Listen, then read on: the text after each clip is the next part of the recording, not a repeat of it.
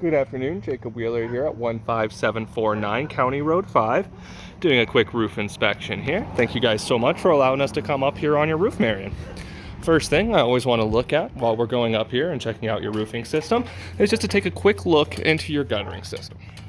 What you see here is a pretty consistent amount of granule loss. What that sand-like substance is telling me that the granules from your roof are sliding down into your guttering system, getting us an idea of the age, wear, and tear of the roof. Other than that, next thing I want to look for, which is a code item, is called drip edge. Drip edge by code is a 2-inch by 2-inch metal flange, just like you see here, that entirely encapsulates the eaves. It actually goes 2 inches underneath the shingle to make sure no wind-driven rain get underneath that system. Moving on. The next thing that any kind of adjuster is going to look for is what's called collateral damage. Collateral damage is signs and indicators that hail was up here on the soft metals. Went ahead and identified a couple spots here and chalked them up, pretty clear there, and up here as well. So this rain cap was probably used for more than one roof. It's definitely taken a lot more damage than the rest of the metals up here. All that being said, the next thing that we want to look for after we found signs and indicators is what's called spalding.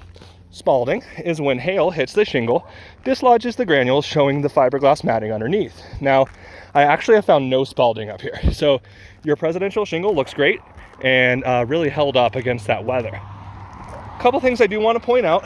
I do understand that you are experiencing some leaks. So the first thing I want to point out is this discoloration. What it looks like to me is you're starting to get some water underneath the system, and the reason I say that is not only is this metal warped and the silicone is worn out and deteriorated, but it's also pretty soft here as well. So definitely something, if we end up re-roofing this roof, we definitely want to check the baseboards here and make sure that everything is squared away in that regards, and make sure that decking is not soft or needs to be replaced. A couple other things I want to point out. Again, the roof is in overall good shape for the age of the roof. I am seeing some silvering as well in the shingles. What that is specifically, you see how it's a little bit shiny here on the edge of your shingles here? What this is specifically is just the granules on all of the edge of all these shingles starting to deteriorate. So that's again another sign of wear and tear on the roof, so it has seen some age here. With that being said, I marked a couple other spots around the chimney that I really want to point out to you. I marked this as soft, just because just on this one side, these sides seem to be okay, but just on this back end here, the decking again appears to be soft.